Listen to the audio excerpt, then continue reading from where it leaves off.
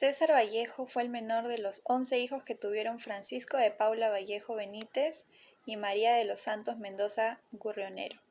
De niño estudió en el Centro Escolar número 127 en su pueblo natal, Santiago de Chuco.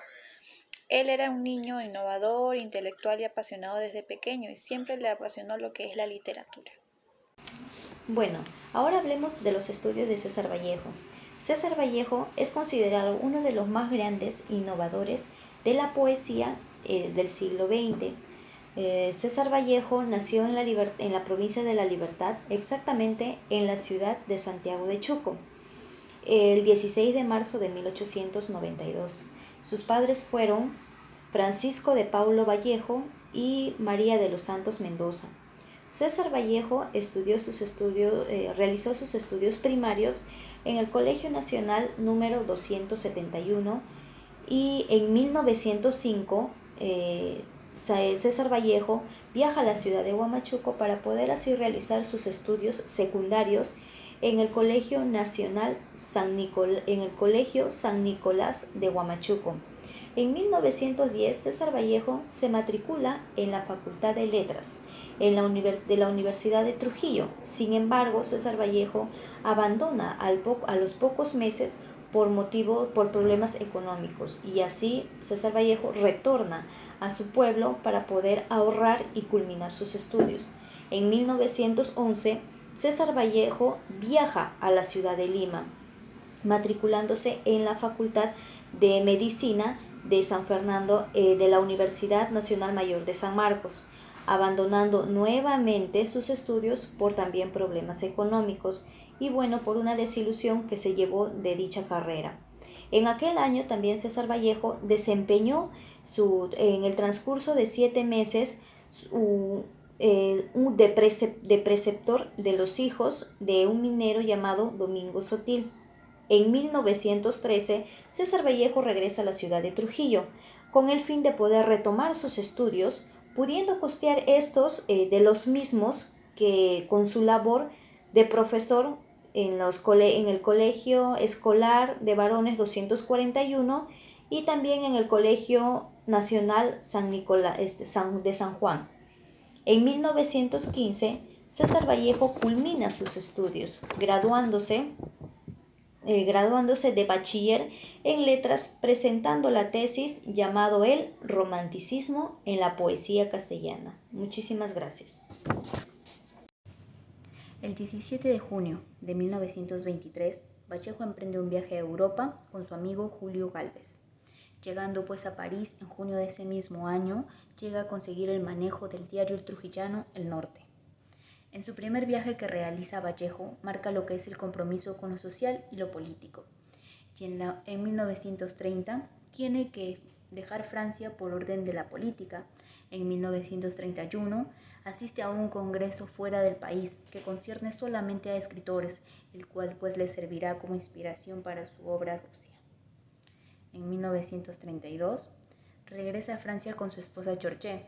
Años posteriores a pues no enviará lo que son crónicas a Lima ni publicará ningún poema. Aunque fue para Vallejo un año de producción poética, esto llegará a parecerse después de su muerte, que va a ser publicado por su esposa Georgette.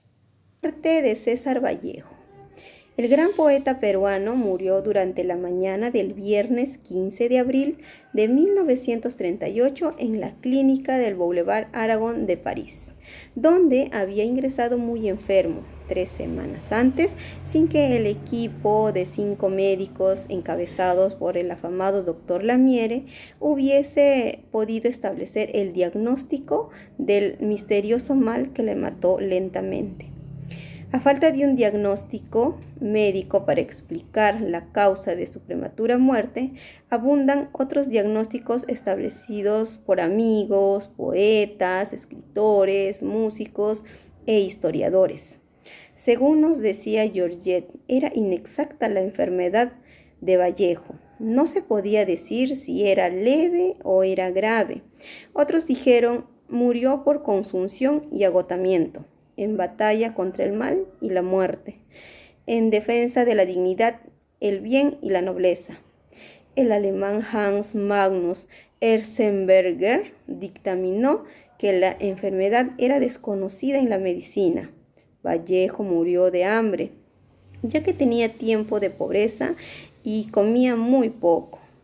En octubre de 1923, desde la sala Boyer del Hospital de la Charité, le escribe a un amigo: acabo de ser operado de una hemorragia interna intestinal, le dice.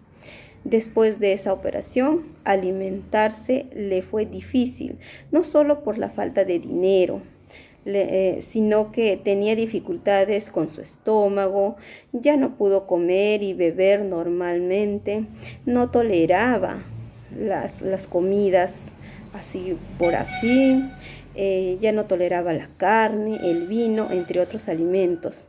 Es decir, sufría para comer, ya que se encontraba desnutrido, agravando su salud. Cuenta que a las 5 de la mañana del 15 de abril, César Vallejo llamó a su madre y poco antes de expirar, ya en presencia de su esposa y varios amigos, pronunció estas palabras: España, me voy a España. Murió poco después de haber escrito su testamento. Es lamentable no tener la certeza de que falleció César Vallejo, ya que menciona que pudo ser una enfermedad desconocida. Definición de emprendedor. En general, un emprendedor es aquella persona que visualiza y construye una idea de negocio y que tiene la capacidad de plantearse metas y objetivos por los cuales luchar y hacerlos realidad. Se puede decir que muchas veces estas personas pueden identificar oportunidades en donde otros ven problemas. Justo por eso nacen los emprendedores, para poder satisfacer la necesidad y contribuir con el desarrollo de la sociedad. Duarte, en el 2007, nos menciona que podemos definir a un emprendedor como aquel que logra identificar una oportunidad de negocio e innovar de alguna manera para poder brindar un valor agregado a su producto. Asimismo, logra emprender a través de un plan, profundizando en los aspectos más importantes de dicho producto. Entonces, podemos decir que un emprendedor es aquella persona que logra identificar una oportunidad de negocio aplicando sus habilidades y capacidades, lo que le permite poder innovar y darle un valor agregado a su idea. De esta manera puede introducir al mercado un producto innovador y de calidad que pueda satisfacer las necesidades de los clientes. Podemos definir a un documental como una representación audiovisual de la realidad, siendo dicha realidad del punto de vista de un director. Por tanto, la actitud nunca podría ser objetiva, pero sí informativa. La organización y estructura de imágenes y sonidos será lo que determine el tipo de documental a evidenciar. Resaltamos como importancia el archivo audiovisual porque este nos sirve como instrumento de evaluación en el que se evidencia un estado o evento desde el criterio de un dirigente. Como tal es el que puede ser usado en el futuro para registros en el que se transmitan los hechos transcurridos en eventos pasados. El documental explora personas y situaciones reales, tal como el acto de representación presenta dos cualidades. La primera, que nos conduce a una forma clásica del realismo, y la segunda, que nos conduce a una forma retórica. El ya nombrado cumple una representación de aspectos de la vida cotidiana, sino que ahora también enfoca un trabajo de investigación, en donde la convivencia del camarógrafo, en este caso con la gente del pueblo, hace más placentero el trabajo documental. Considerando que este medio es una herramienta que a lo largo del tiempo nos sirve porque refleja lo que cada generación naciente no puede presenciar en su momento, hace del documental un instrumento vital para formar cultura en cada persona, ya que transmite la cultura y los hechos a saber que transcurrieron. Norte. El Grupo Norte estaba formado por políticos, poetas, filósofos e intelectuales. Se creó en 1915 en la ciudad de Trujillo. Al principio se llamaba Bohemia de Trujillo o la Bohemia Trujillana. En 1923 adoptó el nombre del Grupo Norte. Tuvo como inspiradores y dirigentes al escritor y periodista Antenor Orrego y al poeta piurano José Eludio Garrido. Sus miembros más destacados fueron César Vallejo, Víctor Raúl Aya de la Torre, Ciro Alegría, entre otros. Insurgió con inquietudes artísticas sociales, mostrando un afán renovador. Tuvo gran importancia en el desarrollo cultural del Perú. Varios de sus miembros destacaron en los campos de literatura, de pensamiento y política, y a nivel nacional, continental y universal, como el poeta César Vallejo y el político Víctor Raúl Haya de la Torre.